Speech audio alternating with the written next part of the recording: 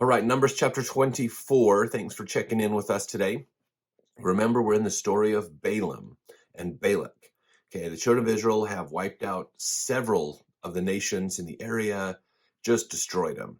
Now they're going after Moab, if I remember right. This is Balak, the king of Moab, and he has gone and got Balaam, this prophet, to curse them. And so this is the third attempt to get Balaam to curse them. So, all right, so verse 24, we've got, or chapter 24, Balaam sees in vision and prophesies of the destiny of Israel. He prophesies of the Messiah. There will come a star out of Jacob, and a scepter will rise out of Israel. Okay, verse 1, when Balaam saw that it pleased the Lord to bless Israel, he went not, as at other times, to seek for enchantments, but he set his face toward the wilderness. So remember, Balaam's come, they went to curse him, didn't. So Balak took Balaam to a new location to see part of the children of Israel.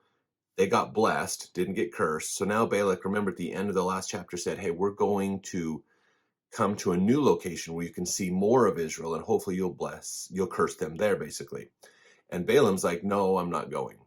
He turned himself towards the wilderness, basically. Verse 2, and Balaam lifted up his eyes, and he saw Israel abiding in his tents according to their tribes. And the Spirit of God came upon him. And he took up his parable and said, Balaam, the son of Beor, hath said, and the man whose eyes are open hath said. Verse 4, this is getting into this parable that he's telling, the prophecy or revelation. He has said, which heard the words of God, which saw the vision of the Almighty falling into a trance, but having his eyes open. So Balaam basically turns and he sees this vision of Israel and what's going on. He's getting a revelation while he's standing there. He's like, oh my gosh, his eyes are open. He's receiving this revelation. Verse 5, how goodly are thy tents, O Jacob, and thy tabernacles, O Israel. As the valleys are, they spread forth, as gardens by the river's side, as the trees of line, aloes, which the Lord hath planted. And that's that. If you look up line in Bible dictionary, you can learn more about that one. And as cedar trees beside the water. So he's talking about how they spread out. And when you have crops or plants by the river, they tend to spread because they have an abundance of water. Verse 7, he shall pour the water out of his buckets, and his seed shall be in many waters, and his king shall be higher than Agag, and his kingdom shall be exalted. So they're talking about, Agag is the Amalekites, basically. So Israel is going to spread out and be over many waters. They're going to be all over the place, basically. They're going to be way more than some of the nations in that area. Verse 8, God brought him forth out of Egypt. He hath, as it were, the strength of an unicorn. He shall eat up the nations his enemies, and shall break their bones, and pierce them through with his arrows.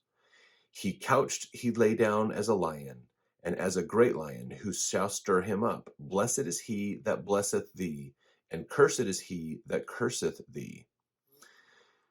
So that's kind of similar to what the last revelation was that he got at the end of the last chapter. Now, let's go see what Balak has to say about this. Verse 10, and Balak's anger was kindled against Balaam, and he smote his hands together. And Balak said unto Balaam, I called thee to curse mine enemies, and behold, thou hast altogether blessed them these 3 times. Therefore now flee thou to thy place. I thought to promote thee unto great honor, but lo, the Lord hath kept thee from honor. So again, Balak is still thinking in a worldly sense of, if you scratch my back, I'll scratch your back. I'll help you out to be seen as honorable and amazing and promote your reputation more. If you curse the people I want cursed, if you do what I want you to do. And Balaam's like, I can't do what you want me to do because it's not the Lord's will. I'm doing the Lord's will. So Balak is pissed. And if this was just an average soothsayer, he might be like, look, I'm going to kill you. This is stupid. You're not helping me out. But I think Balak believes that Balaam is a real prophet. And so killing him would be bad. So he's like, look, get out of here. Go back to your place. I'm done with you. I'm not going to deal with you anymore, basically. So let's go into verse 12. And Balaam said unto Balak, Spake I not also to thy messengers which thou sentest unto me, saying, If Balak would give me his house full of silver and gold, I cannot go beyond the commandment of the Lord, to do either good or bad of mine own mind. But what the Lord saith, that will I speak. So he's going, look, it doesn't matter what you give me. It doesn't matter how wealthy you try to make me or honors or whatever. I cannot go beyond what the God told me to say. And I told you that. I told your servants that. So don't blame me, dude. I'm just doing God's will. Okay. So now, verse 14, he says, And now behold, I go unto my people. Come therefore, and I will advertise thee what this people shall do to thy people in the latter days. So now he's like, okay, fine, I'll head back to where I'm at, but let me tell you what happens. Let me tell you the future, basically what happens here in the latter days. Now this, we could look at this and say, ooh, does that mean in like the end of the world times type stuff, like how we would define the latter days? And I don't think so. I think this is more of just what's going to happen later, basically, is something to think about.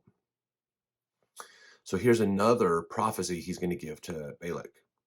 Verse 15, And he took up his parable and said, Balaam the son of Beor hath said, and the man whose eyes are opened hath said, verse 16, he hath said, which heard the words of God, and knew the knowledge of the Most High, which saw the vision of the Almighty falling into a trance, but having his eyes open. So that's kind of the preface of this revelation. Verse 17, I shall see him, but not now. I shall behold him, but not nigh. There shall come a star out of Jacob, and a scepter shall rise out of Israel, and shall smite the corners of Moab, and destroy all the children of Sheth. So there's a ruler coming. A scepter shall rise out of Israel. That means power. Remember, the staff and the scepter is like your power and influence.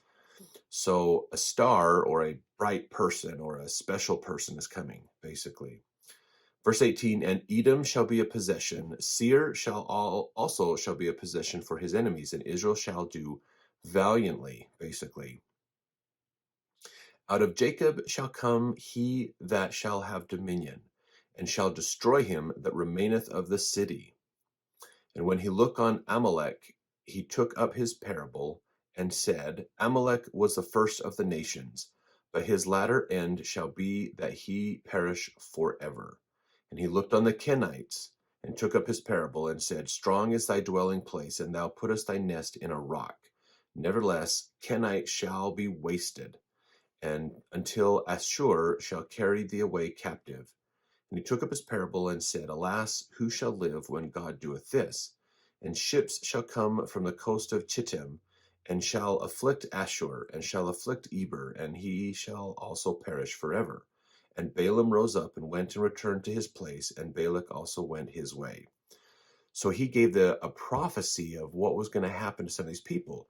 Now, a lot of this, of course, we can say points to Christ. Christ is coming to teach the people and to do things, which we can say. I think part of this, though, is also a bit of a double revelation, talking about King David that comes and he takes over and conquers a lot of people.